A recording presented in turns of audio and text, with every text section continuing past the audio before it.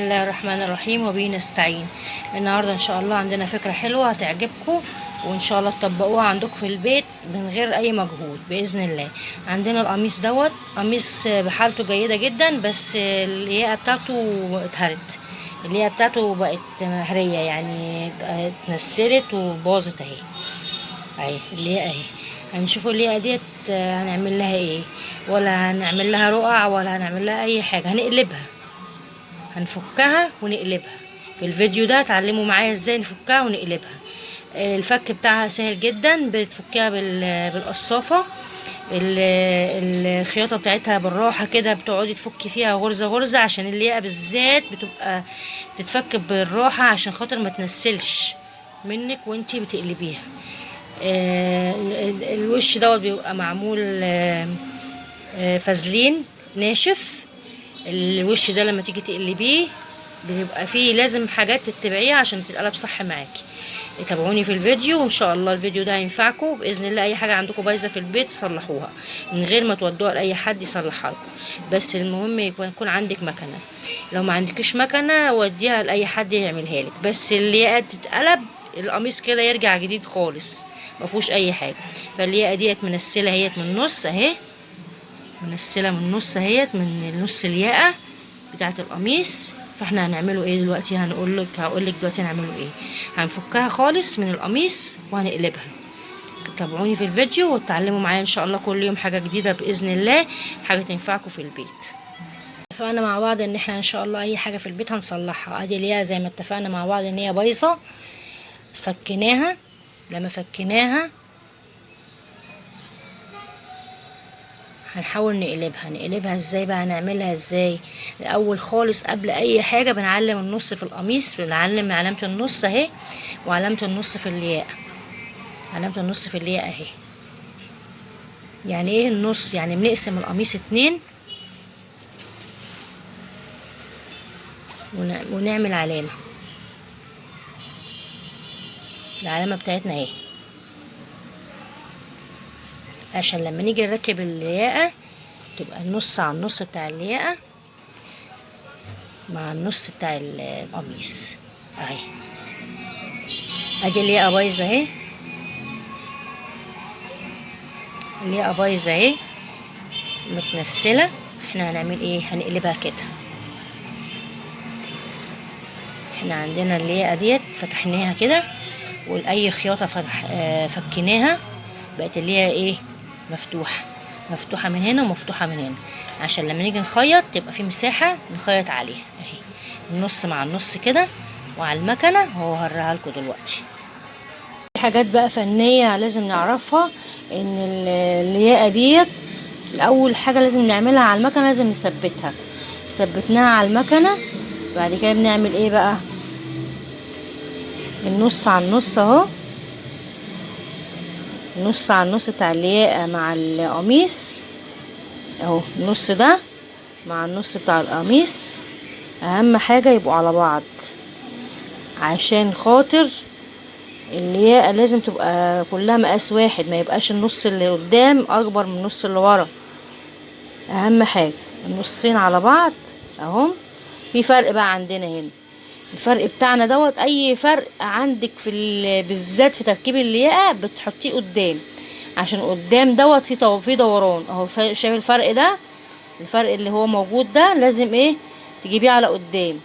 هوريكي دلوقتي هنعمله ازاي على قدام. الياقه خلصت اهيت، قلبناها ومكناها اهي، مفيهاش اي حاجه اهي. شلنا الزرار اللي كان هنا عشان خاطر ما يبانش ان هو كان فيها حاجه ومقلوبه.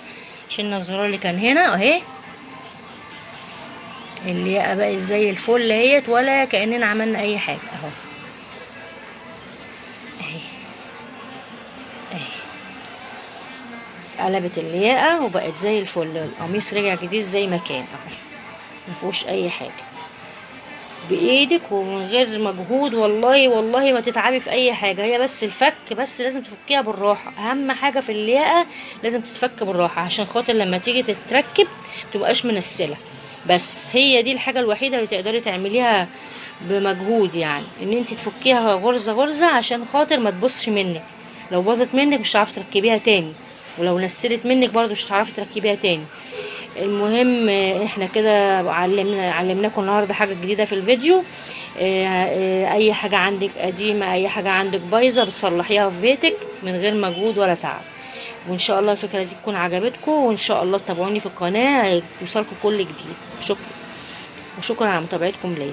احنا بنركب الياقه دلوقتي، لقينا فيه الزياده رميناها على فين؟ على قدام، على الدوران اللي قدام اهي كده. الدوران مش باين فيه اي حاجه كده. عشان نعرف ان الياقه بتاعتنا مظبوطه ولا لا، بنجيب الكتف ده على الكتف ده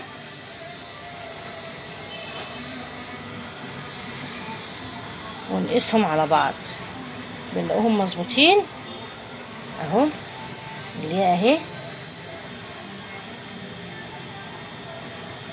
كتف على الكتف اهو، كتف على الكتف اهو، من هنا ومن هنا اهو على بعض اهو. والنص دوت على النص ده اهو بتاع الياقه. احنا كده خلاص ركبناها، عرفنا ان الدورانات بتاعتنا مظبوطه لما حطيناهم على بعضيهم.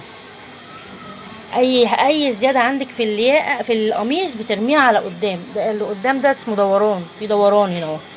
لما ترميها على قدام ما بيبانش. في ده خط مستقيم، بالظهر ده خط مستقيم ما فيهوش دورانات. تحطيش عليه اي زياده او اي حاجه. ليه بقى؟ عشان يبقى مظبوط معاكي، يبقى الظهر مظبوط ما فيهوش اي حاجه. الدورانات اللي هي اللي قدام واللي قدام من هنا او قدام من الناحيه ديت هي اللي بترمي عليها الزيادات. اهي اللي اتركبت. هنعمل بقى بعد كده على المكنه، نمكنها على المكنه ان شاء الله. لما تيجي لما تخلص الياقه هنشوفها اهي. هي كده احنا عملنا قلبنا ايه؟ الحته المقطوعه ورا اهي كده اهي، بقت ورا في الظهر كده. انتي مش باينه اهي، لما تيجي تتلبس مش هتبقى باينه. لما عملناها، واللي قدام ده هو اللي مظبوط اهوت، مفيهوش اي قطع ولا اي حاجه. هنمكنها بقى ونثبتها على المكنه وهوريها لك بعد ما تخلص خالص. بقى بعد ما قلبناها اهي مفيهاش اي حاجه اهي، كلها نضيفه وزي الفل. هوريكم برضو ازاي برضو عملناها وقلبناها دلوقتي في الفيديو، وافرجكم عليها وهي مفروده. بس قلت اقولها لكم وهي بعد ما اتقلبت اهي كانها ما فيهاش اي حاجه ولا فيها باين فيها اي حاجه. احنا كده اهي الحته اللي ورا هي اللي مقطوعه اهي، المقطوعه اهي من ورا اهي اتقلبت بقت من جوه. لما جينا عملنا اللياقه بقت مش باين فيها قطع ولا فيها اي حاجه. اللياقه خلصت اهي، قلبناها ومكناها اهي مفيهاش اي حاجه اهي. شلنا الزرار اللي كان هنا عشان خاطر ما يبانش ان هو كان فيها حاجه ومقلوبه. شلنا الزرار اللي كان هنا اهي. الياقه بقت زي الفل اهيت، ولا كاننا عملنا اي حاجه اهو اهي اهي. قلبت الياقه وبقت زي الفل. القميص رجع جديد زي ما كان اهو، مفيهوش اي حاجه.